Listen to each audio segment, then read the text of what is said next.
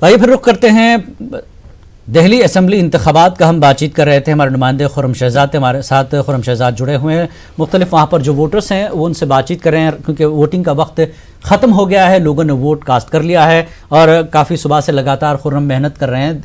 दिल्ली के सियासी माहौल की बात करें या फिर जिस तरह का हालिया वाक़यात हुए हैं एहतजाज को लेकर और ये कैंपेन को लेकर इलेक्शन के, खुर्रम शहजाद की नज़र रही है। खुर्रम शहजाद, आज का एक्सपीरियंस आपका कैसा रहा? लोगों से किस तरह के रद्दमल मिले और आज के इलेक्शन को लेकर लोगों का क्या जहन देखने को मिला? किस तरह के रद्दमल आपको देखने को मिले खुर्रम?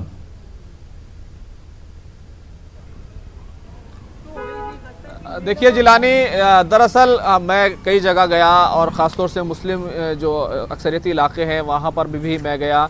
लंबी लंबी लाइनें देखी, इस तरह की शिकायत ज़रूर मिली कि स्लो वोटिंग हो रही है। लेकिन मैं मालवीय नगर भी गया, मैं संगम विहार भी गया, लेकिन एक बात जो मुझे कॉमन नज़र आई सब जगह ये देखने में आया कि आम तौर से जो एक मुद्दा बनाया गया शाहीन बाग को, इस पूरी सोच को, इस पर पूरा हमला किया गया, इसको एक सोच बताया गया, चाहे वो शहरियत कानून को लेकर के हो, चाहे NPR या NRC को लेकर के हो, ये मुद्दा लोगों के बीच में ज़रूर दिखाई दिया है।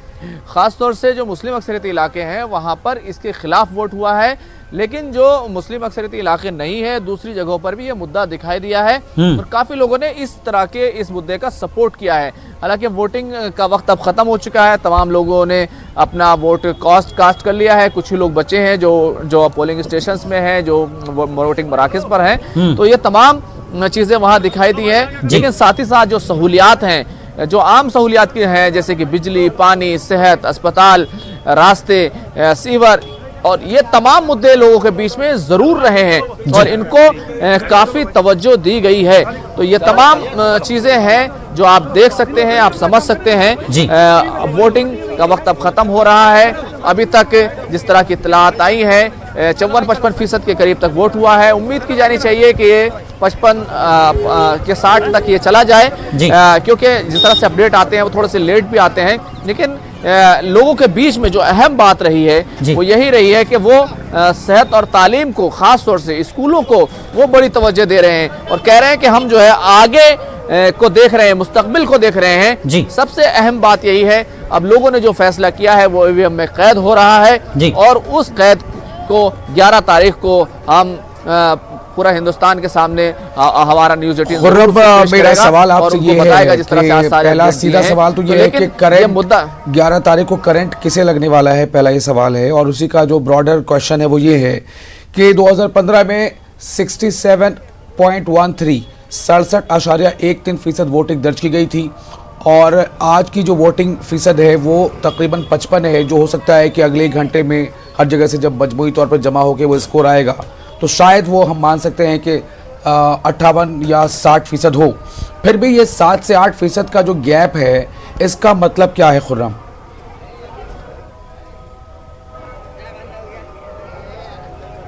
देखिए, इसका मतलब ये है कि क्योंकि दिल्ली में काफ़ी एक तरह से हमलावर तेवर अपनाए गए, इश्तियाल अंगेज़ी हुई है। बहुत सारे मकामात ऐसे थे जहां पर उनको हसास करार दिया गया, हसास तरीन करार दिया गया। कई मराहिल में यहाँ चेकिंग हुई है, लंबी लंबी लाइनें लगी हैं, लोग लंबी लाइन देख करके वापस गए हैं। तो ये जो आपको 5, 6, 7, 8% का जो फ़र्क दिखाई दे रहा है ये इसीलिए दिखाई दे रहा है कि लंबी लाइनों की वजह से लोग पीछे हट गए। अब आखिर में जाकर के वो ज़रूर लाइन में लगे हैं। कई जगहों से मुझे इत्तला मिली है कि वहाँ पर लोग लंबी लंबी लाइनों में अब भी लगे हुए हैं। अभी जहाँ मैं निज़ामुद्दीन में मौजूद हूँ, यहाँ मुझे बताया गया है कि अंदर एक बारात घर जो जहाँ पर वोटिंग सेंटर है वहाँ पर तकरीबन 300 लोग अभी भी वहाँ पर लाइन में लगे हुए हैं। तो ये तमाम चीज़ें हैं, लेकिन आप देखेंगे कि कहीं ना कहीं जो प्रोसेस है वो एक अहम चीज़ है। और इसके साथ साथ विशाल, एक बात जो इलेक्शन कमीशन को ज़रूर समझनी चाहिए और जो मैंने खुद भी महसूस किया, मैं कई जगहों पर गया, 1600, 1400, 1200 के करीब वोटर्स हैं जिनको एक पोलिंग बूथ पर उनको वोट करना है। लेकिन अगर आप देखें इन तमाम प्रोसेस में 1 मिनट में 1 वोट कास्ट होता है। अगर बहुत ज़्यादा जल्दी की जाए तो 1-2 जगहों पर मुझे कहा गया कि हमने 80 से 90 वोट भी जो है वोट कास्ट कराए हैं। लेकिन अगर इसको भी देखा जाए तो सिर्फ 900 वोट ही कास्ट हो सकते हैं, क्योंकि 8 से लेकर 6 बजे तक के सिर्फ 10 घंटे हैं आपके पास। तो ये इलेक्शन कमीशन को इस चीज़ को भी देखना चाहिए क्या उसको ठीक से डिस्ट्रीब्यूट किया गया है? ये एक अहम मसला है जिसको इलेक्शन कमीशन को देखना चाहिए कि बहुत ज्यादा वोट किसी एक बूथ पर ना होने चाहिए। लेकिन खुर्रम ऐसा तो नहीं है कि किसी एक बूथ पर सिर्फ एक ही ईवीएम होता हो। एक बूथ पर दो ईवीएम, कहीं कहीं तीन ईवीएम भी होते हैं, कहीं कहीं पर एक ही बूथ है लेकिन 2 ईवीएम है या 3 ईवीएम है। कतारें भी अलग लगा दी जाती हैं, खवातीन की अलग, मर्दों की अलग। देखिए विशाल, बिल्कुल आप सही कह रहे हैं, लेकिन मैं बूथ की बात कर रहा हूं, उस वोटिंग मशीन की बात कर रहा हूं जहां पर एक वोटिंग मशीन होती है, उस पर 1600 वोट हैं। पोलिंग स्टेशन अलग अलग हो सकते हैं और एक बूथ में एक ही ईवीएम होती है और उस ईवीएम पर एक ईवीएम के अंदर 1600 वोट कास्ट होना होते हैं, क्योंकि वो लिखित में होते हैं, साइन होते हैं उसके, और चेक होने के बाद ही वो वोट कास्ट होता है। तमाम लोग उसको देखते हैं, उसकी निशानदेही करते हैं, पहचान करते हैं और उसके बाद वो वोट कास्ट होता है। उसमें 1 मिनट का करीब एक वक्त लग जाता है। तो ये एक अहम सवाल है जिसको इलेक्शन कमीशन को जरूर देखना होगा। जी अच्छा खुर्रम, अब आपसे मैं सवाल अब ये कर रहा हूँ कि अब तो चूंकि वोटिंग का वक्त भी लगभग अब वो ख़त्म ही हो चुका है, जो लोग कतार में हैं उन्हें वोट करने का मौका दिया जा रहा होगा।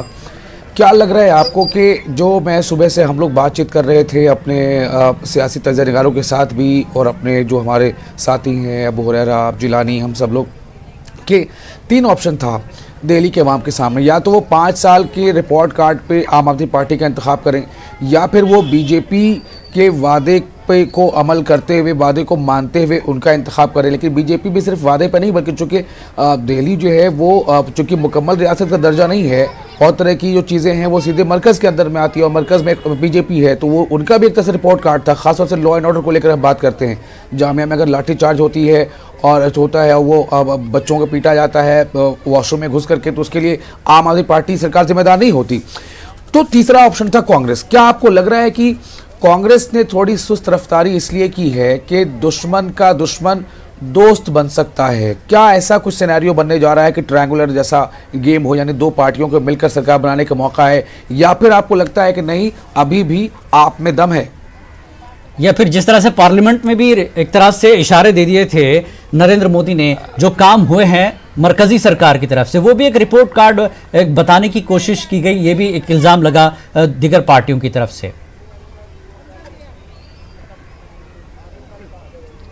देखिए विशाल, कांग्रेस की जहां तक बात है, कांग्रेस की आला क़यादत ने शायद उस तरीके से दिल्ली में इलेक्शन नहीं लड़ा जैसा उनको लड़ना चाहिए था, क्योंकि बहुत ज़्यादा हमलावर तेवर नहीं हुए, उनके लोग मैदान में बहुत ज़्यादा नहीं उतरे। हालांकि लोकल कैंडिडेट्स हैं, उन्होंने अपने तौर पर काफ़ी मेहनत की, बहुत सारे लीडर्स भी आए, लेकिन उस तरह का तेवर यहाँ दिखाई नहीं दिया और वो कहीं ना कहीं एक कमी ज़रूर महसूस की गई है, जो हमने भी ग्राउंड में महसूस की है।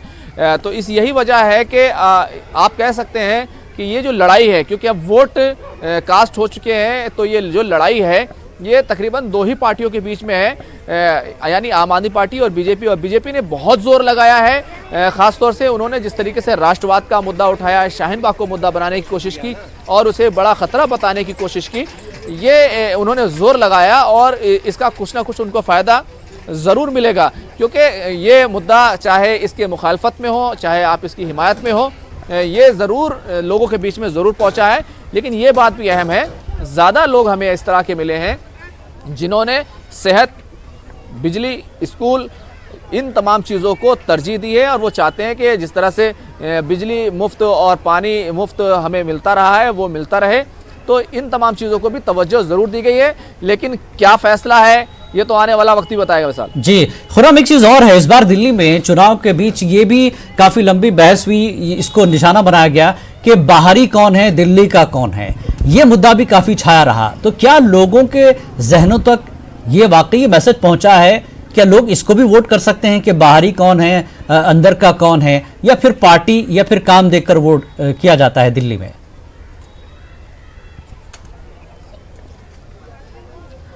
देखिए, दिल्ली के लोग पढ़े लिखे हैं, समझदार हैं और ये काम देखकर वोट करते हैं, सोच समझकर वोट करते हैं, जिस चीज़ की ज़रूरत होती है उस चीज़ के लिए वोट करते हैं। जिस किसी को ये महसूस हुआ कि नहीं हमारे मुल्क में जिस तरह से भारतीय जनता पार्टी की तरफ से इस मुद्दा बनाया गया कि तहफ़्फ़ुज़ की ज़्यादा ज़रूरत है, सिक्योरिटी और मुल्क को जो है महफूज रखने की ज़्यादा ज़रूरत है, उन्होंने उनको वोट किया है। लेकिन जिन्होंने महसूस किया कि नहीं एक सरकार दूसरी जगह पर है और एक सरकार हमें रियासत की सरकार को हमें देखना है जो हमें हमारी सहूलियात मुहैया कराएगी, उन्होंने अपने हिसाब से दूसरी पार्टी को वोट किया है, चाहे वो कांग्रेस को वोट किया हो, चाहे वो आम आदमी पार्टी को वोट किया हो। तो ये रिपोर्ट कार्ड को देख करके ही यहाँ पर वोट हुआ है, क्योंकि आप देखेंगे दिल्ली में अगर देखें तो यहाँ पर किसी एक पार्टी की हुकूमत नहीं है, देखा जाए तो मरकज़ की हुकूमत है, क्योंकि दिल्ली पुलिस और जो दूसरी ज़मीन के मामलात हैं वो सब मरकज़ के तहत आते हैं, जबकि दिल्ली सरकार के तहत दूसरे तमाम उमूर आते हैं। हालांकि बजट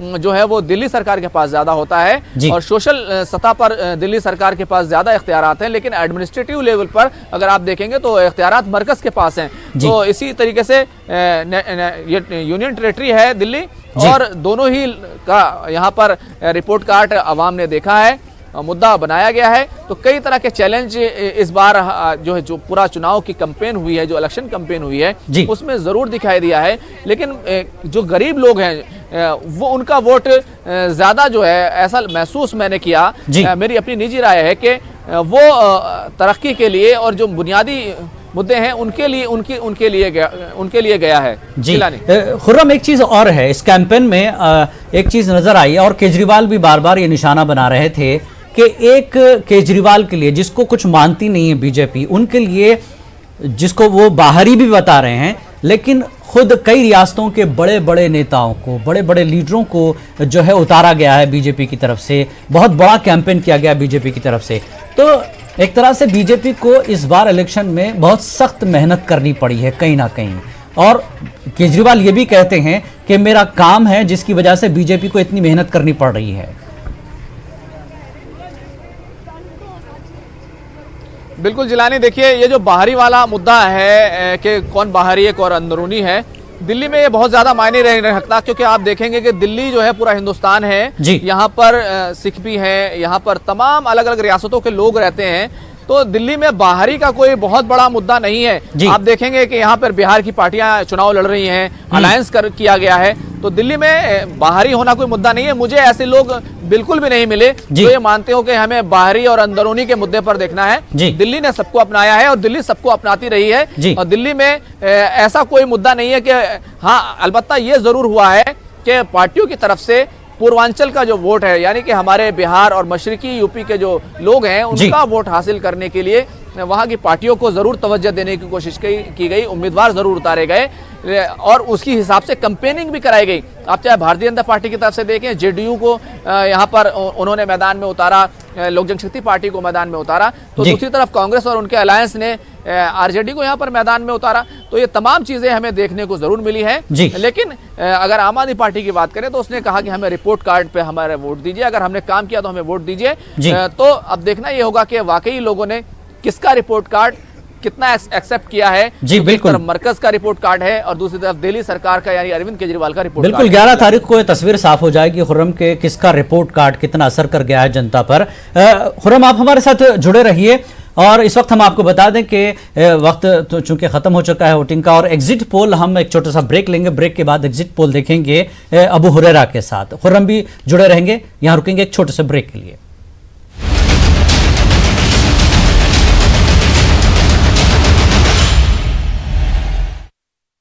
ఒక సంతోషమైన విషయం, మీ ఆశీర్వాదంతో